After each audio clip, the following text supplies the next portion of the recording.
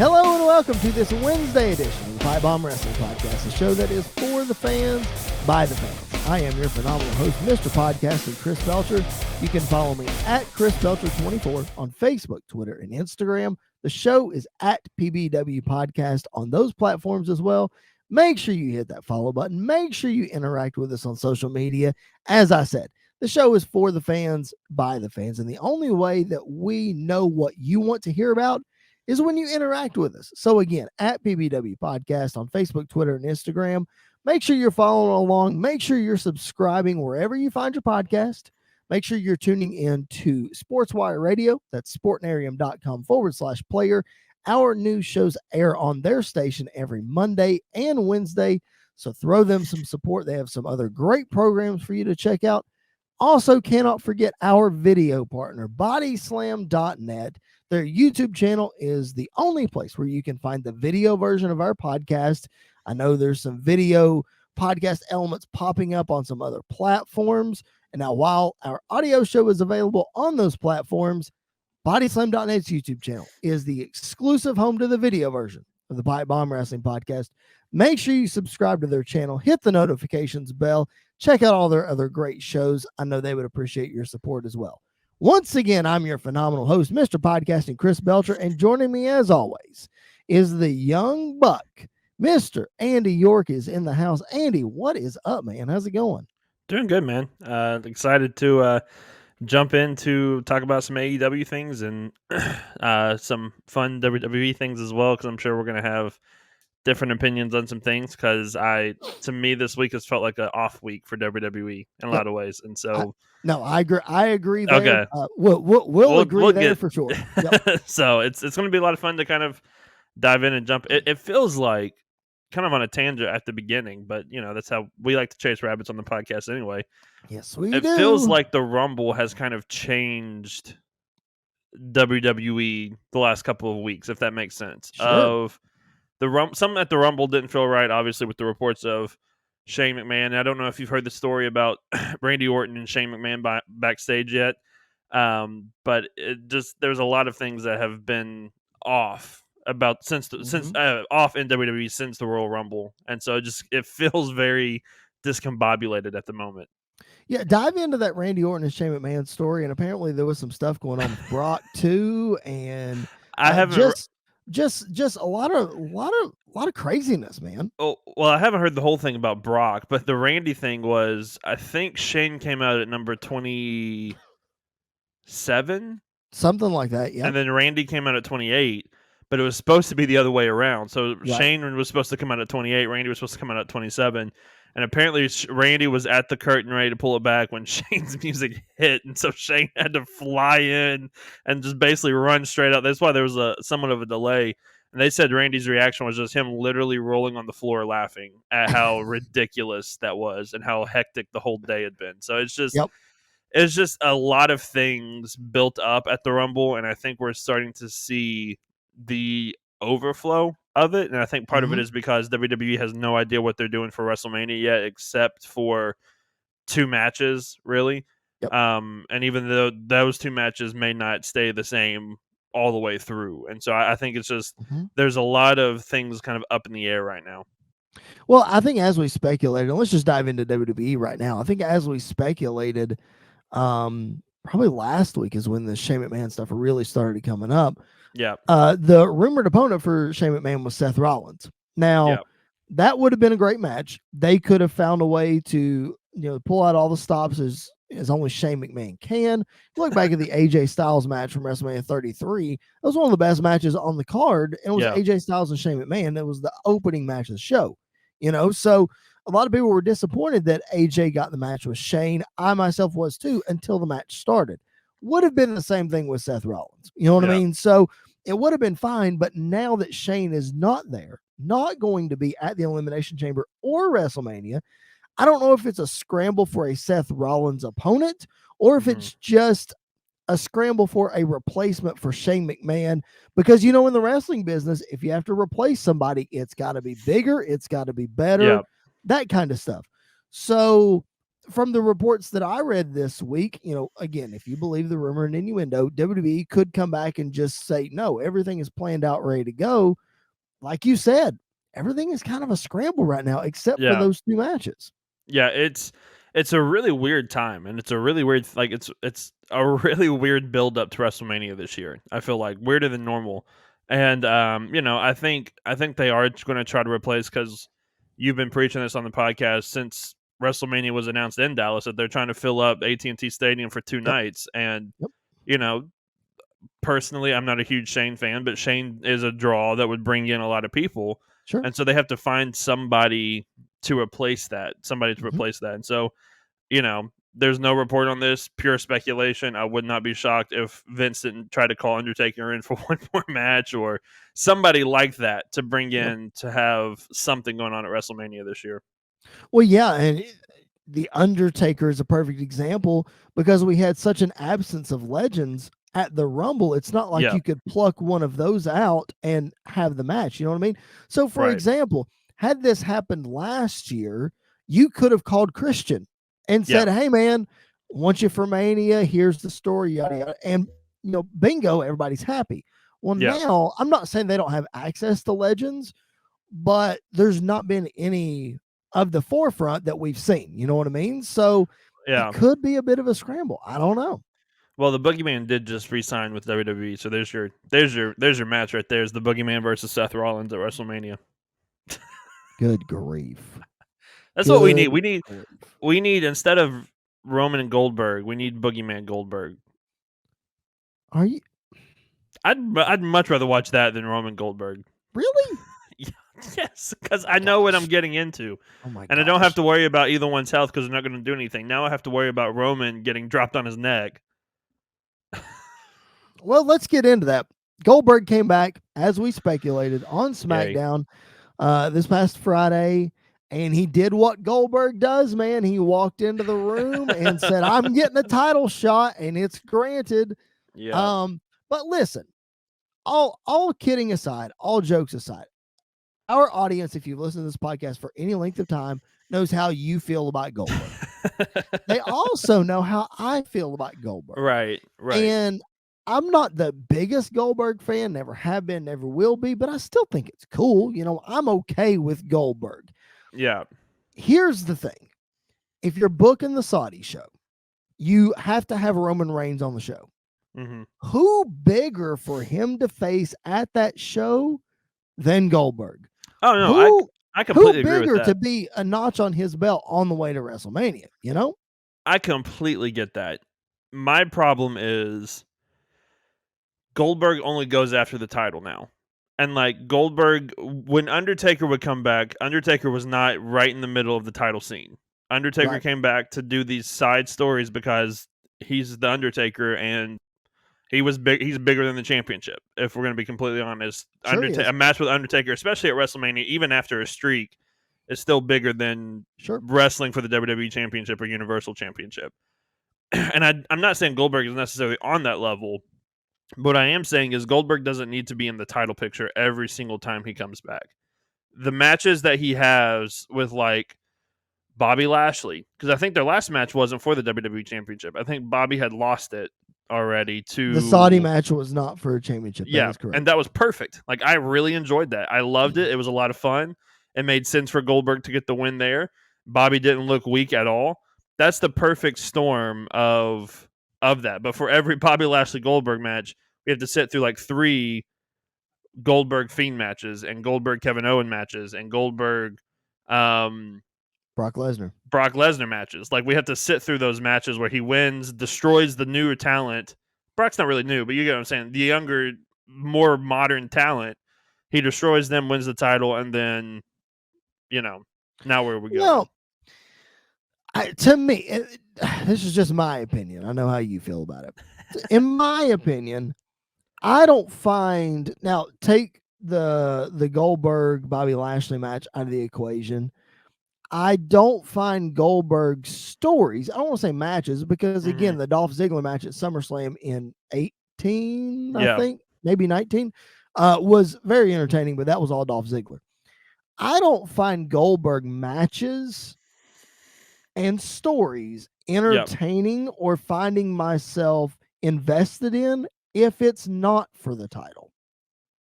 That's Yeah. just my opinion, because Goldberg was so synonymous with championships in his big run. And Right. that's what people want to see. Like, I don't know that casual fans that you're trying to reel back in are just going to be invested in a Goldberg one-off unless it's with like an Undertaker or a whatever. You know what I Yeah. mean? Yeah, I do, but we've not been able to see that yet because every time he's been coming back is for a championship, and so I think True. that's kind of the frustrating part. When he first returned in 2016, Yes. that whole Survivor Series lead up and build up with Brock and the match of Survivor Series was perfect. Yep. Absolutely perfect. A lot of fun. A shock Brock getting squashed, which, definitely built up into the big WrestleMania match. That whole build, other than the Fastlane fiasco when he beat Kevin Owens for the title in like 7 seconds or 6 seconds or whatever it was. Yep. Um, that whole build up was almost perfect and a lot of fun and was exactly how Goldberg should be built up. But we've not been able to see that.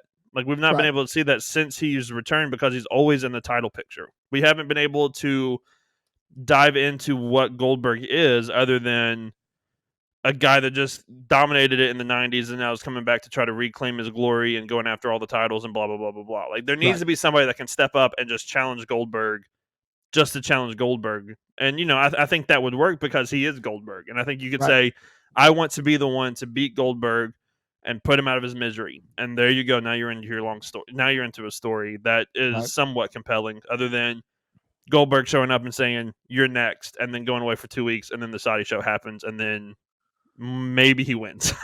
Well, let's talk about that, because if you listen to Sam Roberts' podcast, he did a few minutes. He did an incredible interview with Tom Hannafin, who is Hmm. now formerly known as Tom Phillips for you WWE fans. He's now the voice of Impact. I highly recommend that interview if you want some good behind the scenes stuff on what it takes to be an announcer in WWE. The mindset of that, and then what his transition to Impact looked like, that sort of thing. Go check that out. But in the first 15 or so minutes of the interview of the podcast, Sam talks about his opinions on the current stuff, on Goldberg coming back, and Sam went down a rabbit hole, so to speak, Hmm. of the scenario that does exist, that Goldberg could beat Roman Reigns at the Elimination Yeah. Chamber and become the WWE champion. And the way that that works is, guess what? Brock Lesnar's got to win the Elimination Chamber match, Yeah. which is very, very, very likely. Yeah. So if you keep your main event intact, Goldberg wins, and then you get a Goldberg championship match on one night of WrestleMania, and you still get Brock and Roman for the title on the other night. So I'm going to throw to you. Yeah. I know how you feel about this scenario, Yeah. but just think in your head, okay, if that were to happen, who does Goldberg now face as champion at WrestleMania? That is, now we have split the attraction basically into two matches. Yeah.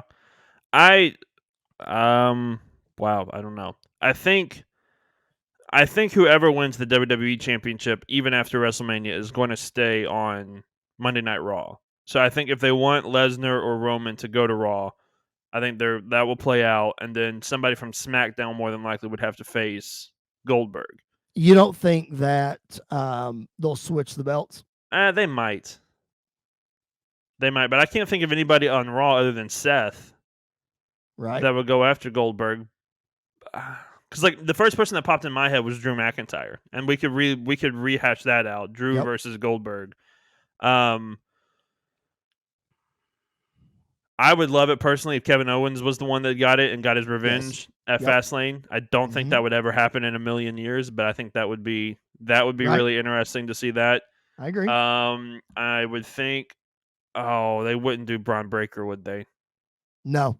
No. Okay, so I don't know. I really don't know who he would face at WrestleMania. That would be viable enough to beat him and win that championship. Because like Seth is one that you could see him beating Goldberg. I think Drew is another one. Bobby Lashley is probably another one that you could see. Maybe Randy Orton Goldberg. Have we ever That seen would that? be good. That's good. I I don't like think we've that. ever seen that. That's something that you could do. Or Matt Riddle Goldberg would be a lot of fun that's too. who I was getting ready to say. I think that would be fun, but I think Goldberg would actually kill Matt Riddle in the ring for It's all the possible. comments that he's made, because Matt Riddle feels the same way about Goldberg that I do. So I honestly I don't know who you could throw in there with him other than throw in Big E. Yeah, but I think they're done with Big E as a main eventer.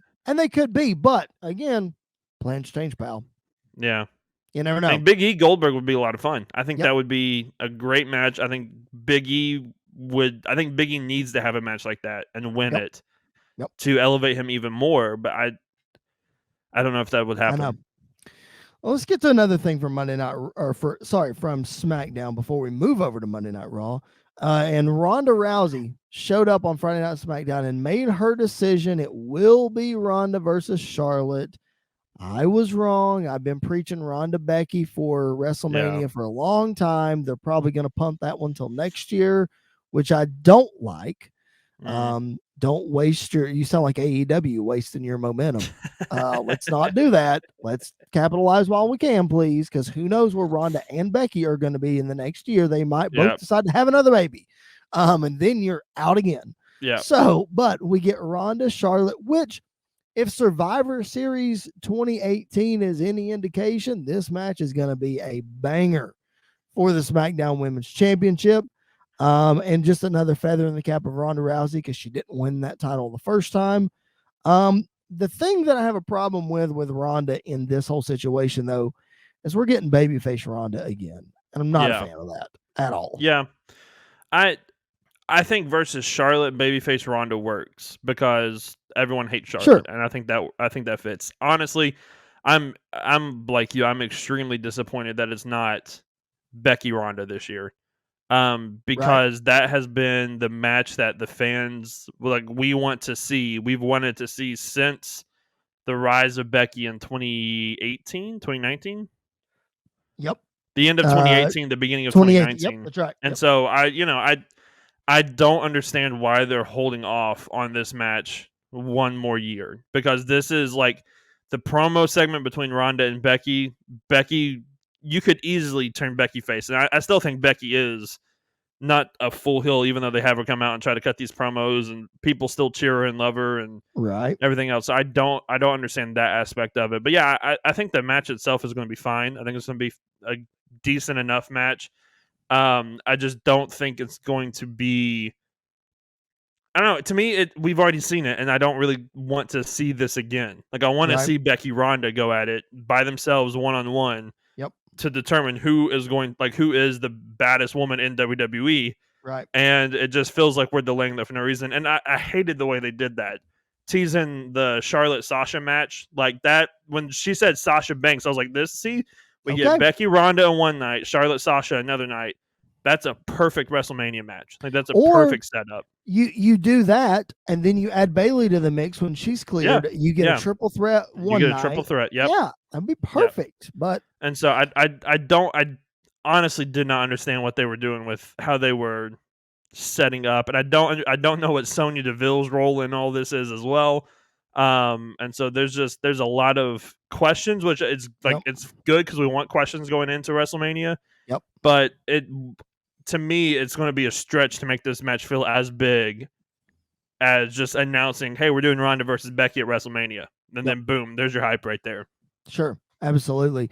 Well, I mean, I think you have this scenario on Monday Night Raw as we transition over to there, where there's one spot left in the Elimination Chamber match to see who faces Becky. You could easily fill that spot with Bayley. You could easily move Sasha Banks over and fill that spot with Sasha. Then you get Becky Sasha at Mania, or you get Becky Sasha Bayley at Mania in a triple threat. So it still kind of works. Yeah. But you're right. It's the Ronda Becky showdown that we all want to see, and we're gonna have to wait another year to see it. Doesn't make a lot of sense in my head. Yeah. But Becky Lynch will be making a pit stop at the Elimination Chamber before WrestleMania, taking on Lita. What a great promo segment they had on Monday Night Raw, man. Really entertaining. Becky talking about looking up to Lita and that Yeah. kind of thing. Just really good stuff, man. Yeah, I enjoyed it. I loved I loved the back and forth between the two of them. I think people forget how good Lita is on the mic sometimes, and like she can still carry her own and hold her own. And so I'm really looking forward to this match. It might be the match. It's probably the second match I'm looking forward to the most is Lita and Becky, that men's elimination chamber match. I think it's going to be bonkers, and it could easily turn into a banger. But I think this Becky Lita match is going to be a lot of fun. And I honestly, it's kind of like the same thing with Roman, of another notch on Becky's belt to Yep. elevate her even more to whoever beats her, maybe at WrestleMania this year. They're elevated. They're elevated even more just by beating her. When we finally, I hate that we're speculating a year out here, but we may as well go Right. with it. We're kind of in the topic. Does Becky keep the title through Mania and all the way to facing Ronda next year? And when we get there, does Ronda knock off Becky, or does she still keep going? I think Becky is more likely to lose her title before Mania next year, and I think Ronda's gonna hold that SmackDown title, barring injury or anything else, until WrestleMania next year. And then I think we get Becky Ronda for the SmackDown Women's Championship at WrestleMania. I would have, honestly, if I was booking this whole scenario, I would have Becky go over, because Becky is a mainstay in WWE. Ronda is a part timer that comes in and out, and so I think it just elevates Becky even more. And I think that they want to elevate Becky even more because she's proven that she is not just a draw to the hardcore fans, but she's a draw to the casual fans as well. And so I think that fits right in line with what she's doing right now at the moment. So I would have Becky lose it before WrestleMania, have Ronda keep that title for a year, and then have Becky come in and beat her at WrestleMania next year. I'm with you. I would. I think it makes me think that in LA, in Ronda's hometown, yada yada yada, that they would have Ronda go over. But at the same time, I think you have to have Becky go over. Yeah. Just depends on Ronda's contract situation and yada yada yada, that kind of thing. And again, how happy she is, because right. I think Monday she did not look happy at all to be back. She looked Right. very bitter in the ring, and I think that might play a part in all of this. Well, I think if you read some of the speculation online, she's not happy with how the fans are accepting of her or not accepting of her, Right. and that kind of thing. Which, I get it. That's the way it is. We don't want Ronda shoved down our throats. You're Right. not the same Ronda you were when you came in 2018. Yeah. You got to learn how to tell stories. You got to learn how to, Got a that kind of promo. thing. Exactly. It's got a promo. Exactly. All right, before we move on to Monday Night Raw, the rest of Monday Night Raw, that is, we want to make sure that you are following along with us on social media. We're at PBW Podcast on Facebook, Twitter, and Instagram. Make sure that you are subscribed to the show wherever you find your podcast. That's Spotify, Apple Podcasts, Google Play, many, many more. Make sure you're throwing support over to SportsWire Radio, sportnarium.com/player, checking them out. They run their stream 24/7. We are on there all the time. So make sure you keep up on social media to figure out when our shows are going to air there. And don't forget to subscribe to the bodyslam.net YouTube channel. Make sure you hit that notifications bell as well. That way that you get a notification every time our new show drops, especially other people's as well. So follow along with their shows. I know they would greatly appreciate it. Our shows drop every Monday and Wednesday, sometimes on Fridays, sometimes on Saturdays. Just depends on what's going on in the wrestling week. So, again, make sure you keep up with us on social media to make sure that you know when we're dropping bonus content, when we're doing show reviews. Lots of things coming up. WrestleMania is right around the corner. Andy and I literally are on the road to WrestleMania, as we will be in Dallas for the show. There's going to be lots of special content. I don't know exactly what's going to happen yet. We're still working all those things out, but it's going to be a lot of fun, and we're going to keep you up to date on our trip. It's going to be a blast. Again, I'm Chris Belcher. He is Andy York. Thank you for tuning into the show. We appreciate your support. Let's keep going on Monday Night Raw, man. One thing that we mentioned a couple of weeks ago that we haven't really dare I say, had time to talk about over the last couple weeks has been the academic challenge between RK Bro and Alpha Academy that wrapped up this past Monday night with Yeah. RK Bro winning the challenge and earning a Raw Tag Team Championship rematch. What's your thoughts on how this has been going? I know that it's been somewhat entertaining to me. I've loved it. I think this has been a lot of fun, and not because of RK Bro, but because of Chad Gable. Like, Chad Gable has proven and shown that he has the comedic chops to hang with anybody, but he's also really good on the mic, really good in the ring. And so he's kind of like a full package. And I made the comparison a couple weeks ago. I don't think he's obviously not at this level, but he could very easily be this generation's Kurt Angle if he's built the right way. And I think we're seeing that with Alpha Academy, with RK Bro. I love the quiz bowl element of things. I loved how stupid Randy and Riddle are together and how funny they are together. I love how Otis and Chad Gable are complete opposites as well, and it works perfectly. And yeah, I just loved everything they've done with the academic challenge, and and now I'm looking forward to seeing RK Bro versus Alpha Academy, because I don't know if they're going to do the RK Bro breakup this year at WrestleMania, or if they're doing it for SummerSlam, or if they're going to hold off until next WrestleMania or whenever they're going to do it. But right now, I'm loving what both teams are doing, and yeah, more things like this that are comedic, actually funny and entertaining is what we're looking for. Unlike the Sammy and Zayn thing that he was doing on SmackDown Right. leading up, which I think we're going to get more of, because I think we're getting Johnny Knoxville Sammy and versus Johnny. Sami Zayn at WrestleMania. Oh my And Lord. I kind of want to see it, but I kind of don't at the same time. So it's just going to be crazy. I know, right? It's one of those things where I'm just not sure if, yeah, like you, I don't know if I want to see it or not. Back to your point about Orton and Riddle, and you know, if you read the reports online, these two guys were supposed to break up around SummerSlam of last year. Well, obviously, Yeah. that's where they won the tag titles for the first time. So those plans were scrapped very, very quickly.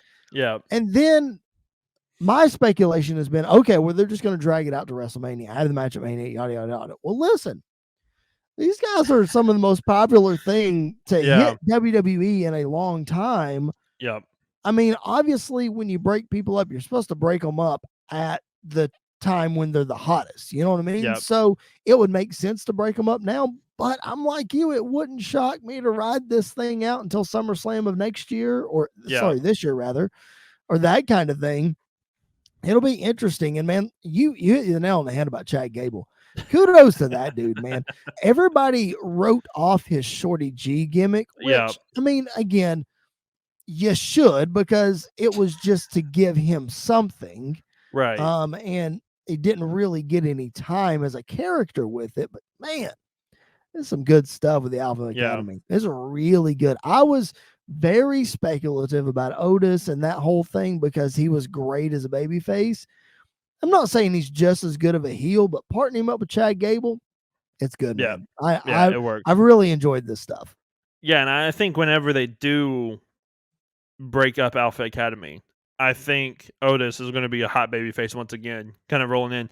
I completely forgot in 2020 that he won the Money in the Bank briefcase. Like, I completely forgot that was even a Everybody thing did. until I went back and like until recently. I went back and was like, that I can't believe he actually did that. But Yep. he was super hot at the time. Like, he was having that storyline with Mandy Rose and Sonya Deville and Dolph Ziggler, and it was just that time it was working. And I think he's due for another hot run once they kind of split up Alpha Academy. I was getting ready to say, could you imagine if that run would have hit with a crowd? Like, Oh, oh yeah. my gosh, they probably would have kept going with the Money in the Yeah. Bank, and he would have won the world title. Yeah, I think he would have. I don't know if he would have won the world title, but I Oh, think I he do. would have challenged for it at least. But I love Otis. Otis is the kind of guy that is an old school wrestling character in a lot of ways. Yep. But it works so well for him. Yep. My mom, who is not a wrestling fan at all, if you ask her who her favorite wrestler is, she'll go, the big fat one that likes to drink energy drinks and stuff. And I was like, Otis, and she went, yeah. And I was like, yep, that's my mom's favorite. And so I think it works. I really think it works. That's amazing. Oh my gosh, your mom is a fan. That's funny. Yeah, my mom also loves the Royal Rumble. She does. She does. That's very. She loves the women's Royal Rumble because she thinks it's so stupid and crazy how they do it sometimes. And I'm like, oh my no, gosh, I get it. So we mentioned Kevin Owens earlier. Let's talk about planting the seeds, continuing to plant the seeds of Seth Rollins versus Kevin Owens. To me, it's inevitable that this match is going to happen at WrestleMania. Yeah, I'm kind of disappointed because I was really hoping to find a way to get Seth Rollins into the Brock Lesnar Roman Reigns match. I but still think there's an outside chance that it happens, yeah, and maybe Kevin Owens costs Rollins the title at Mania. I don't know, but all roads just seem to lead to Kevin Owens versus Seth Rollins, and I'm not mad about that. I'm just somewhat disappointed. yeah. Has Seth mentioned the Universal title match with Roman since Nope, the Rumble? don't Then think so. that's what I was afraid of. They did this with Finn Balor and Roman. They've done this a couple other times. Of Roman beats him in a cheap way, and then they just drop it and don't bring it back up again. And I think that's the. I don't think we're getting the triple threat because of that fact. Because Seth hasn't brought it up. Nobody else is bringing it up. Everybody just kind of like, oh yeah, let's just look over this. Don't remember about what happened at the Rumble because everybody wants to see Roman and Brock go at it. And it's like, well, you could throw in Seth and make it a fun triple threat. Right. Well, technically, they haven't been in the same building since it happened. So there Right. could be a chance they bring it back up like at a backstage segment at the Elimination Chamber or something like that, Yeah. and maybe hint at it. I don't know. But then again, if Seth doesn't win at Elimination Chamber, I'm going to find it really interesting to see how he weasels his way in, Yeah. since he would have then lost both to Brock and to Roman. And I don't think he gets in. To me, I think it's like he probably has like a 0.1 chance right now to get in. Yep, To that I agree. WrestleMania match, and it's very disappointing because I think that would be a fun way to spice up this rivalry between Brock and Roman even more. Yep. But like you said, I'm excited to see Seth and Kevin. Like I think it's Yep. going to be whatever show it's on. It's going to be like Seth and Cesaro last year. It's going to be the match of the night. It's going to go Yep. be crazy. Part of me is kind of hoping that it's a no disqualification or a no holds barred match or whatever, and just Something. let them go crazy. And I think it works perfectly. I think so too. One other thing that's been working perfectly on Monday Night Raw recently is the wrestling of AJ Styles.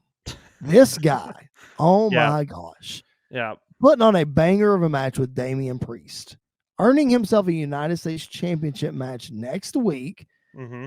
It's very interesting, man. Like at one point, we were on the train of Damian Priest versus Kevin Owens at WrestleMania for the U.S. title. Yeah. I think there's a chance that AJ wins the U.S. title back next week, takes the title off Priest, and let me try that again. Take a shot. That frees Damian Priest up to have a tag match with Bad Bunny again at WrestleMania, and AJ defend the U.S. title against somebody else. I'd think, Brett, I'm calling my shot right here, right now. I've actually had a pretty decent track record here recently, so I'm hoping this one's right because all the other ones I was joking when I said them, and they turned out to be true. Yes. Do drop if you guys are keeping track. Goldberg. I think what might happen next week is that WWE booking fashion, I think the match will end in a disqualification. Of course. I think Damian Priest, Damian side or whatever will kick in and blah, blah, blah, what happens. And I think AJ Styles could win the WWE Championship at the Elimination Chamber. Mm-hmm. And I think he's the champion going into WrestleMania. And we get AJ Edge for the title. AJ Edge for the title. I think that's one possibility that they're going towards. Honestly, AJ versus Goldberg is another one. If they did the other scenario, that would be really interesting. But I think that would be a lot of fun to see that as well. And then I think Damian Priest. Oh man, I think Damian Priest might go against Bad Bunny at WrestleMania for the U.S. Championship because he's got this dual heel face persona that he's going on with, and it seems like he's more going towards the Damian side than the Priest side, and so I think that would be interesting. And look, Bad Bunny versus Damian Priest 2 years ago to me would have been like, I don't want to see that. Now I'm like, Bad Bunny's not bad, man. So I'm fine with that. Don't let him win the title or anything, but like I could get behind that. Yep. I completely agree. I think that would be a lot of fun. And obviously, I love your scenario of AJ Styles winning the WWE Championship. I do think he is a dark horse to come out of that match with the title. He's my favorite at the moment to win the title. Really? I think if I was able to book this out of anybody else, I think it would come down to AJ or Seth. And I think I would put the title on AJ right now. Yep. Not because I don't want Bobby. I think Bobby Lashley as champion is perfect. I think he could win, and I would be just happy. I think everybody in the match could win other than Brock, and I think I would be pleased. Austin I Theory? think Brock winning. Austin Theory would be fun. Give me Austin Theory versus Vince McMahon at WrestleMania for the WWE Championship. Just make WrestleMania crazy this year. Oh I want to be there and watch Vince wrestle at 90 years old or however old he is. Very, very close to that, yes. But and to be honest, I completely forgot he was in that match too.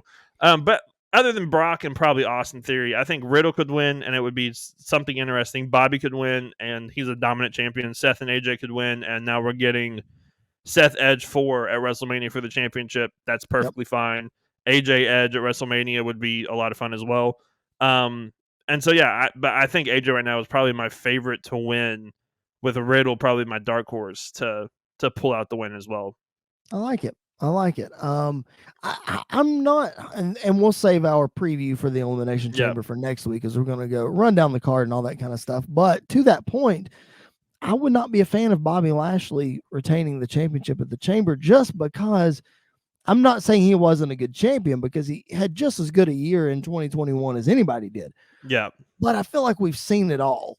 There's not enough shakeup of the roster on Raw to give us a fresh, intriguing matchup at WrestleMania for Bobby Lashley.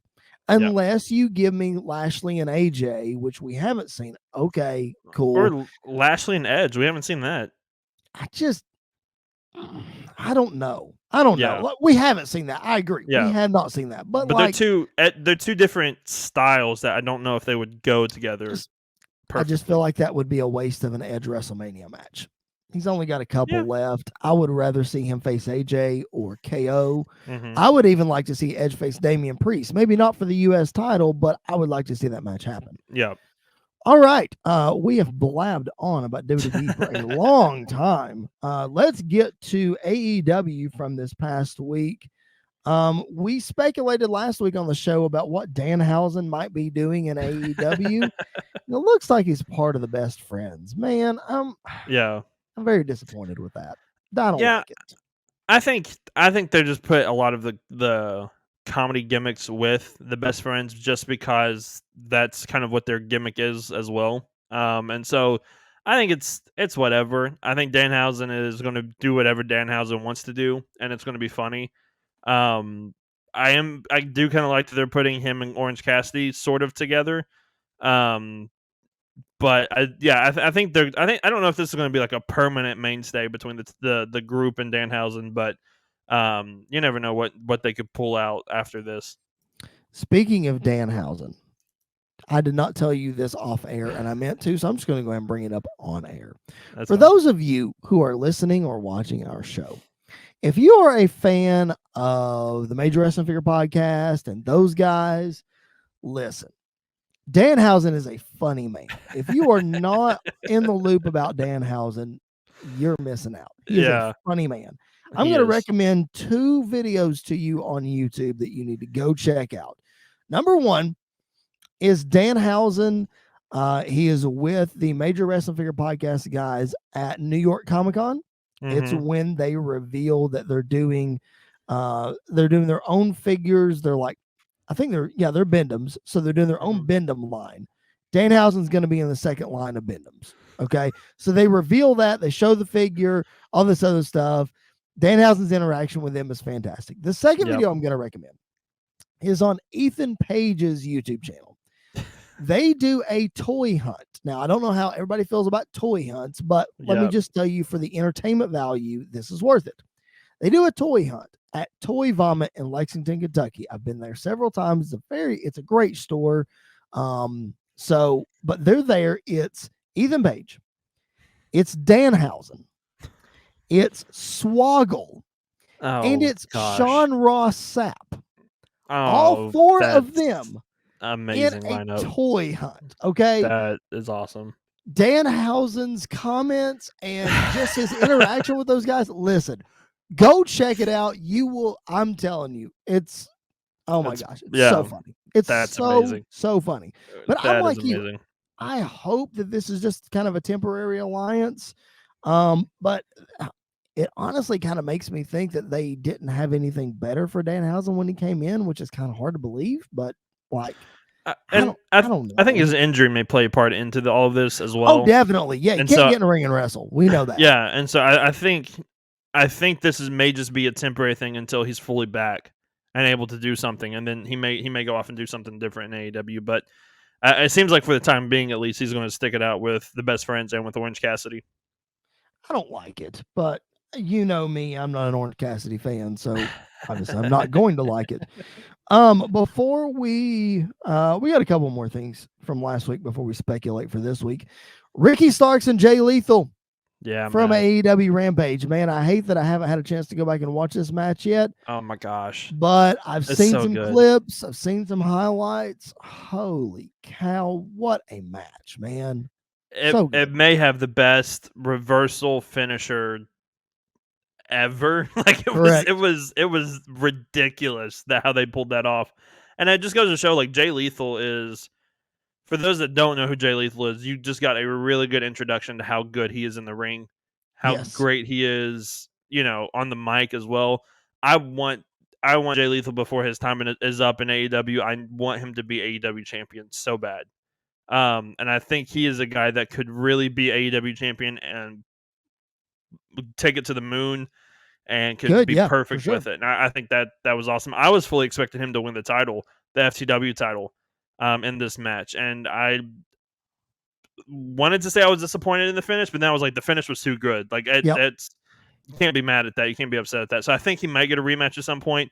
I think he may go after Sammy Guevara, which the prospect of Sammy Guevara and Andrade right now is that's a matchup that is different Mhm. and new and is going to be absolutely killer. Yeah, And so that if you want to hold intrigues that me. off until not this week but next week, that's totally fine with me as well. And so, but yeah, I loved this entire match. It was such a great match. I think people forget how good Ricky Starks is in the ring as well. Mhm. And it was such a refresher to see him in the ring with Jay Lethal, and it was such a great match. Yeah, for sure. I hate that I haven't had a chance to go back and watch it yet, but I definitely will for sure. But I wanted to touch on that because that was a big highlight of AEW last week. Hmm. Another big highlight, obviously, that we'll spend some time talking about right now was the main event of Dynamite, CM Punk and MJF. Um, wow, Oh my just gosh, wow! it was Like perfect. the match was Yeah, fantastic. The yeah, false finish in the middle of the match yeah. was just so good. So I good. I love that they did that because 9 times out of 10, when you have a restart because a heel cheated and the ref finally realizes it and they restart it, the baby face 9 times out of 10 will win the match. And Right. maybe a roll up or they hit their finisher or whatever. And I Well, love the diversion. we saw that was MJF and Jericho Yeah, at All Out. yeah, yeah. And I love the diversion of like the fans hated it. They were booing. The referee starts the match, roll up, and it was a close kick. Like it was a close almost 3 count. And they went on for like they wrestled for like I think the match was 45 minutes, something like that. So yeah, They yeah, gave they them did. Yep. plenty of time to work, and I absolutely loved it. This match went to like this match showed Punk wrestled for 45 minutes. He hasn't wrestled a 45-minute match in I don't know how long, and he held his own. We saw a Pepsi plunge, which was amazing to see the Very Pepsi cool. plunge. We saw. I don't think he ever hit the GTS, which I really liked that he never was able to hit that. MGF worked over his arm and his leg, and it was a great match that wasn't flippy stuff, but it Yep. was a storytelling Yep. perfect match And between the two of them. that's why I loved it. When Yeah. AEW does stuff like that, Their that's when they storytelling matches are hard. It's because like you think back to like Dustin and Cody at the second yes. ever pay per view they ever had or whatever, and it was Mhm. still considered, if not one of the best, they're like AEW's best matches of Best all match time. ever. Yep. And Yep. it's absolutely amazing and it's perfect. You had Kenny Omega and Hangman Page versus the Young Bucks a couple years ago. That Yep. was really good because of the storylines going into it. MJF and CM Punk was perfect in my opinion because of the storyline behind it and the in-ring work together. All of it was absolutely amazing. I love that MJF got the win, and you know how big of a CM Punk mark I am, and I love the fact that MJF got the win in Chicago, and the fans reacted exactly how I thought they were going to react. Yep. And MJF sitting in the ring, crisscrossed, just staring at everybody, saying he's the best in the world, and just all of it was absolutely amazing. It definitely was. I mean, there's not much more that we could say. That just like when AEW does stuff like this, I'm in hook, line, and sinker. Like it's Yeah. great. In my opinion, they don't do enough of it. Yeah. I'm not saying WWE is perfect at it because they're obviously not. But when AEW focuses more on stories rather than, oh, a backstage promo, I'm setting up a match on Rampage, or backstage promo, yeah, I'm going to set up this match on Dynamite, that really is like out of nowhere, or matches for the sake of matches or whatever, that's when I get kind of tuned out. But when they get their stories behind it and they build it up, and then you get a 45-minute television match between CM Punk and MJF, like, sign me up all day long. Yeah. It's great. Yeah. It was absolutely amazing. And I love how MJF has dealt with. I love how they've handled MJF in this whole entire build-up of someone that has kept, because honestly, like Punk is one of those guys that you could easily get lost trying to follow him because he is so good on the mic, and like he's still really good on the mic. And MJF has held, like, and obviously we've talked about it before, even before Punk came into AEW. We talked about how MJF was one of the best promo guys in all of wrestling still. And he held his own with Punk. He won a couple of those promo battles with Punk as well. And then he comes out and has a fantastic match. Shows that he's not just a talker, but he's really great in the ring too. So I'm really excited to see where this goes from now on. My only concern now is that Punk may take a couple weeks off, and I hope that's not the case. Because if they come to Nashville next week and he is not here, I might just riot. I think he'll be there. I really do. I think he will be too in some capacity. But I think to your point about MJF, I think this clearly shows. I know we joke in the T-shirt jokes about the pillars of AEW and yada yada yada, whatever. Which my wife has that T-shirt, which is hilarious. But I think to your point, it just proves that MJF is the future of the wrestling business. Yeah, absolutely. I mean, I think it's hard to argue that. I think him and The Miz, which I know they get a lot of comparisons, but I think him and The Miz are the two best heels in professional wrestling right now. Yes, they are. And I don't think it's close. I really don't think it's close. I think it's close between the two of them, but everybody else, I think, because yes, Roman is a bad guy. Roman is a heel, but he's a cool heel that everybody loves. He got the biggest pop of the night between him and Seth. Him and Seth both got the biggest pop in the night in SmackDown in Nashville a couple weeks ago. MJF, as soon as his music hits, is nothing but boos. And Miz is the same way. And I think their reaction that they get is perfect for the character, for what they are. And it's all because of the work that they have put into doing everything. Like, I really believe that. And if you go back and you listen to, I know we kind of moved on from WWE, but you brought up The Miz. AJ Styles was on Ryan Satin's podcast this week. Again, for those of you who are listening, I know there's probably polar opposite opinions about Ryan Satin, but his podcast is really good. AJ was on there, and AJ was talking about The Miz being the best heel in the game. And when AJ is a heel, he wants to be like The Miz, because The Miz genuinely does not care what you think about him. MJF's the exact same way. Yeah. And MJF wants you to hate him. Like, both those guys want you to hate them. I mean, that's the point. Look at The Miz on this past Monday. We didn't even bring this up. The promo, but the Miz TV segment with him and the Mysterios of like him looking at Dominic and saying, "You're tall. Are you sure your dad's your dad? Or are you sure you're not Eddie's kid?" And like, that was perfect. Like, that was good. It was such a great way. It's such a great, and only a few guys could say that and get away with it. And Miz is one of those guys. And we talked about this a couple weeks ago, or like a couple months ago. Wow, it was a couple months ago. I can't believe. But of how, like, when is TNT and TBS going to get fed up with what MJF is saying on the shows? and they're not going to right now because he is he is one of the biggest things, and it's working. And I think those two guys are proving that. Right. Oh, absolutely, for sure. All right. Let's do a little preview, man. We are running short on time. We apologize, but let's do a little preview of tonight's AEW. If you're listening on Wednesday, if you're listening after Wednesday, this is probably old news to you, but just listen anyway because it's fun Probably to wrong. speculate. Exactly, probably wrong. AEW World Title on the line. We got to talk about it, man. Hangman Adam Page and Lance Archer in a Texas death match. Obviously, I can't really ask you what you expect to see in this match because it's going to be craziness. It's going to be nuts. It's going to be Yeah. crazy.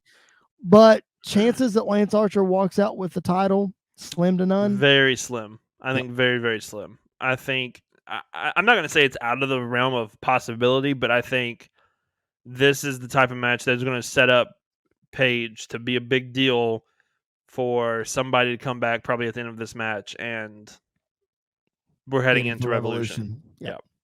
I completely agree.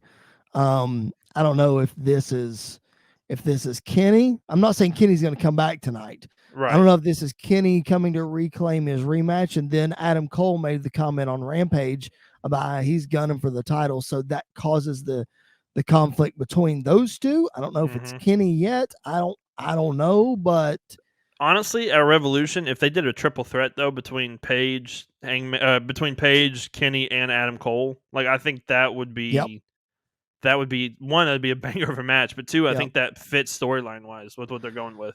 I think if you're going to move Cole into that, I feel like that has to be a pay-per-view match, not just a Dynamite special match. Absolutely. So then we're going to Double or Nothing, which is in May. So March to May, 2 months. Like, do you announce? I don't know. I'm just trying to figure out if you need to have Kenny and Cole wrestle at Revolution and then Page wrestle somebody else, and then that kind of deal. I think you can even do like Adam Cole. Maybe he has a big match at Revolution against Chris Jericho or something like that. And then at the end of the match, he says, whoever walks out tonight with the AEW Championship, I will see you in 2 months or whatever at Double or Nothing. And then now you kind of have this storyline of the champion is not necessarily preoccupied with Adam Cole the entire time. You can still do these Dynamite matches every once in a while. But you could still have that match that you've set up at Double or Nothing that you can still build to off to the side as well. Yeah, Adam Cole's sitting there in the background just waiting. Maybe Hangman pops up, every couple of weeks. Adam Cole shows up with him or whatever. I don't know. But it'll be disappointing because I'm still on the train of I don't think Adam Cole takes the title off Hangman. I think it's MJF. I think it's just a matter of time. So I'll be disappointed when Cole loses, but I don't know if he'll lose. I honestly don't know, man. I really think. Do you think they wait longer for MJF? See, that's why I don't know. I don't know if they're going to wait longer for MJF. I don't know if they're going to have a short title run, but for MJF to have, which I mean, if you wanted to, you could have MJF versus Page at Revolution. He gets his title match opportunity, and Punk costs him the match. And then now Double or Nothing, you're going MJF versus CM Punk, Adam Cole versus Hangman Page. MJF doesn't really lose anything because, yes, he lost the match, but Punk cost him the match. And then now MJF versus Adam Cole in a few more months, like that. That's a match that I would want to see as well. So I think you could book around it without losing heat or losing steam on some of these guys. I agree. Well, it'll be interesting to see how they do it. One more thing we need to speculate on tonight before we wrap this thing up is all of the speculation surrounding Tony Khan's announcement of the Forbidden Door and a new signee and the wrestling, I think Isaiah Cassidy or whatever, for a qualifying match for the Face of the Revolution ladder match. Man, I'm not gonna give you any caveats. I'm just gonna throw it right to you. Who do you think it is? The first name that comes to mind, and it's a name I've said several times on the podcast, so I don't think you're gonna be shocked by this. I think it more than likely is Keith Lee. I think it's more than likely Keith Lee. I think AEW is a perfect fit for Keith Lee, for his size, for his promo ability, for his in-ring work, for the hardcore NXT fans that loved him, or more of them are now AEW hardcore fans, and so I think Sure. he's just going to fit in perfectly there as well. If it's not Keith Lee, and if I'm just going to throw a name out there just to throw it at the wall and make it stick, maybe Johnny. Johnny's a stretch. I think Johnny. Yeah, I think Johnny's a Johnny stretch. is a stretch. Maybe Isaiah Swerve Scott. I think is another Ooh, I didn't one think about that I him. think would be a lot of fun. I think he would be a great one because he's Didn't one of think the about guys him. that is also like, I don't understand how you let him go because he's so good in the mic and so good in the ring. So I think that's another one that Right. could potentially show up. But if I was a betting man and had to throw all my money in one pot, I think I would throw it at Keith Lee. I think if it's not Keith Lee, it's somebody from New Japan. I don't know Yeah. who. I don't know them well enough to really speculate. Oh, it could But be Okada. Like Okada would be really cool. could Ibushi be would be really cool. Jay White. Is that Jay even White would be possible? really I think Jay White would probably work. I mean, Juice Robinson his contract just ended with New Japan, so he's another one that could Okay. show up. But with how big they're making this feel, I think if it's not like an Okada, I think it has to be like somebody like a Keith Lee Well, that fits into this. think about it. Like, to make it feel big to us, just Right. because he is saying the forbidden door, that term's been thrown around a lot recently because of Mickey James and Yeah. Royal Rumble and all that kind of stuff. So the forbidden door obviously relates to WWE, but him saying, to me, this is just my interpretation, him saying that someone's going to walk through the forbidden door means it's somebody that's got an active contract somewhere else. Yeah. That's just my opinion, my interpretation. Yeah. So that makes me think we could see a Jonathan Gresham walk through the door. That would be You know, amazing. we could see Moose that. could walk through the door. So it could Yeah. be something like that. And But again, like you said, shooting for the moon here. right. But I also think Jay White has been and still is maybe working with Impact as well. Okay. Yep. So that could be the forbidden door that he's coming through as well. So I think after hearing that and everything, I think the still number one most likely pick is Keith Lee. But I think the second most likely now would more than likely be Jay White or Jonathan Gresham. I think Jonathan Gresham would be a perfect fit, and that's a guy that I would love to see in AEW at some point. But I still think, like we both said, if we had to bet, if we had to throw all of our money on it, I would throw all my money on Keith Lee showing up. Karrion Kross? Maybe, but I don't think so. I don't think he goes to AEW just yet. I don't even know if he goes to AEW at all. I think he might go to Impact. He doesn't. I don't think he fits. I think he goes to Impact.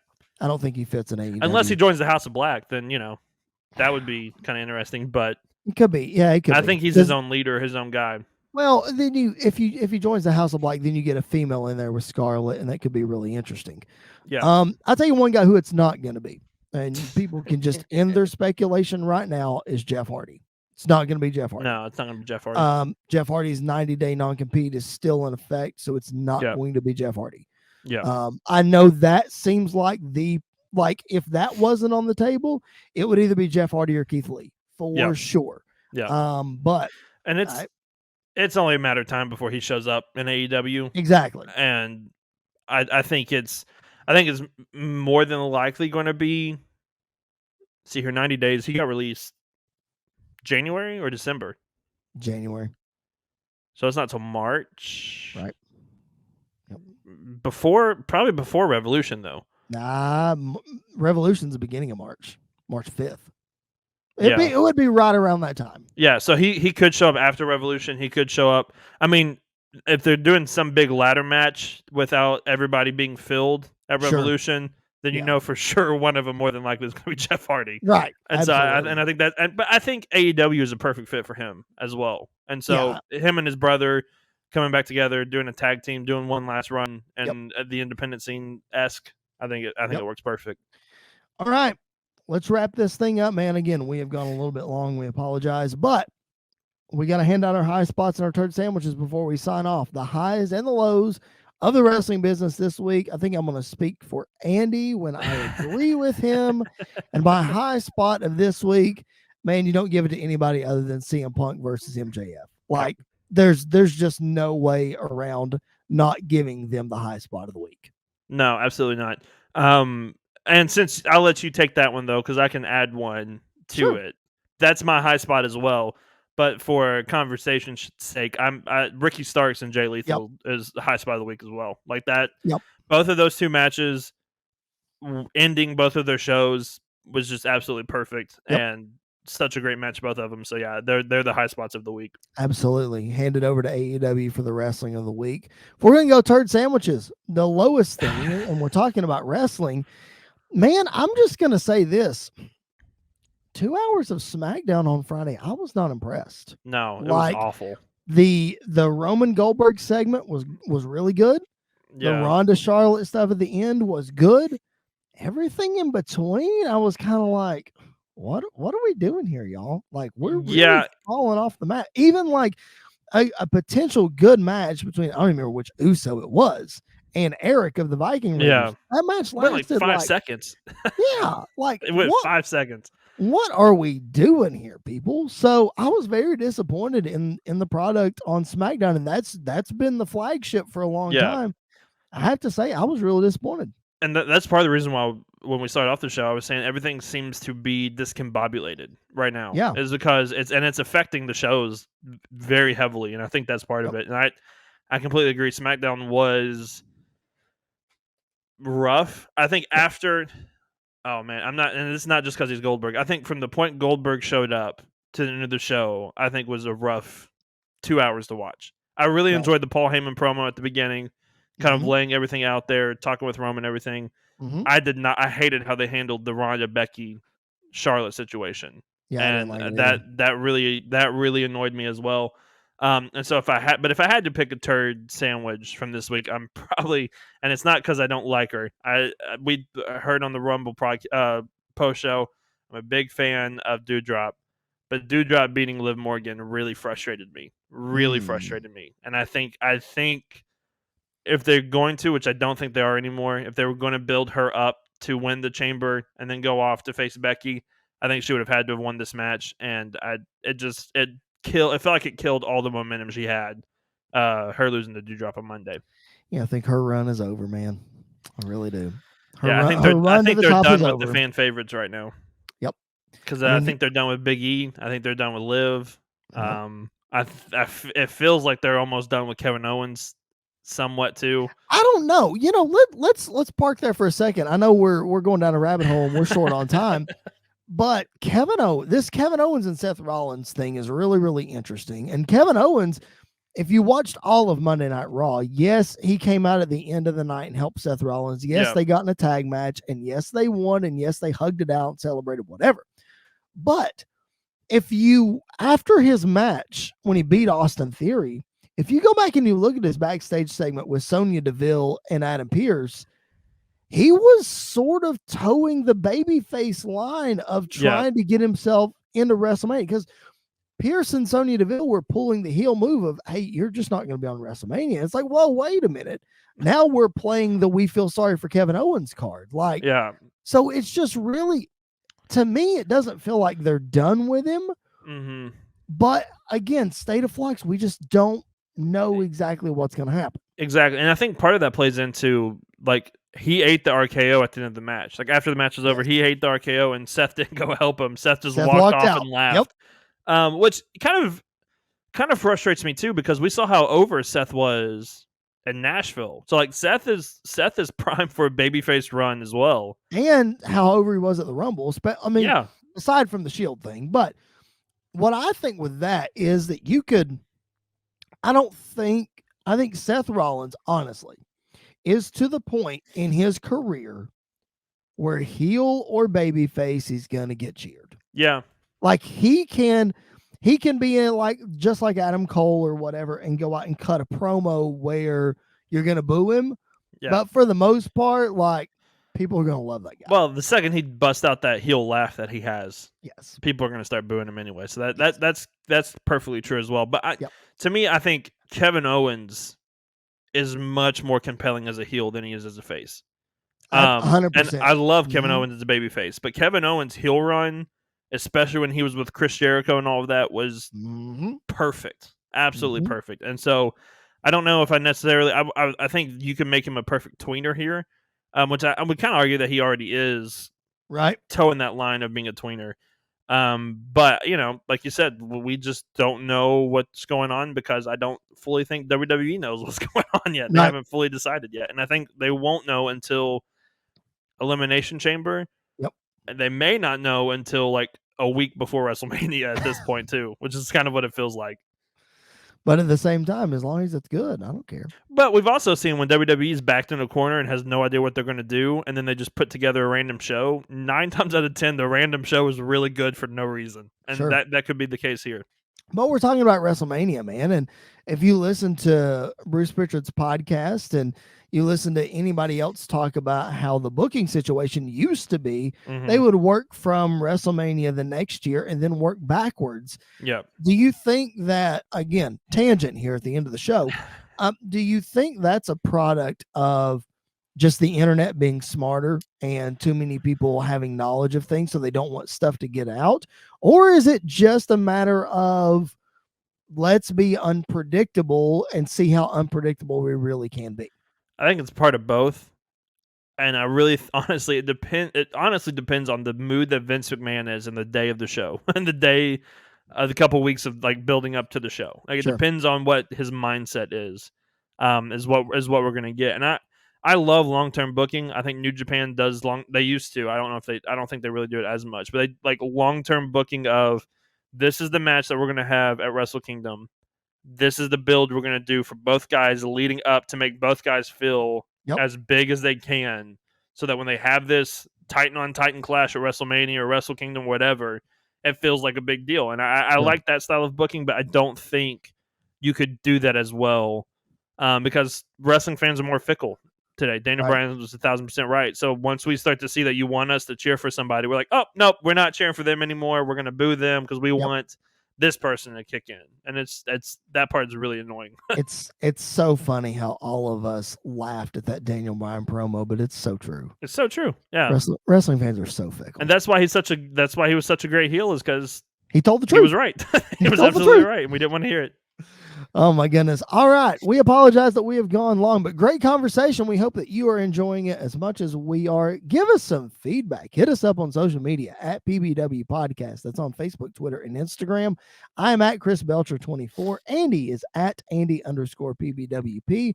We love your interactions. Make sure you share the show. Get the word out about what we're doing here on the PipeBomb Wrestling Podcast. And coming up next week, next Monday, ladies and gentlemen, next Monday is Valentine's Day. All the love and yada, yada, yada. Well, guess what? Monday is when our show drops. So 2 + 2 = 4 every time. We are covering the anniversary, and I think it is the 23-year anniversary of In Your House St. Valentine's Day Massacre from 1999. Man, this is really the first Attitude Era show that we're diving into. We're going to see Steve Austin and Vince McMahon in a steel cage. We're going to see the debut of the Big Show that night. I think I haven't done my research yet, but I think it's Rockin' Mankind for the WWF title. Not 100% sure about that. Just seems like the trend we were in the early 99. But, man, I'm really excited to cover an Attitude Era show. This is going to be a lot of fun. Oh, I'm really excited to cover this one and talk about this one because the Attitude Era is an era that I obviously did not watch and missed because I am the young buck. But it's like my brother got into wrestling during this time, and so I got into wrestling because of my brother as well. So this is like the time period that he would talk about a lot. So I'm really excited to go back and look at all this, and obviously to see the debut of Paul White, the Big Show in WWF, WWE, Stone Cold and Vince McMahon is like the face of the Attitude Era. So it's excited to see this kind of taking place there as well. For those of you who have seen highlights and you've seen the Vince McMahon table spot off the cage that comes from this match. We're going to talk about it. It's going to be great. So tune in next Monday. We've also got a bonus show cooking for you. That's going to come in the next week or so. We're still ironing out our schedule as far as what we're going to do with the Elimination Chamber. So more on that probably on Monday or Wednesday. We will keep you updated on what's going to happen with all that. But again, make sure you're supporting our partners, bodyslam.net. Check out their website. Great news articles. Make sure you subscribe to the YouTube channel where you can find the video version of our podcast. Make sure you support SportsWire Radio over at sportnarium.com/player.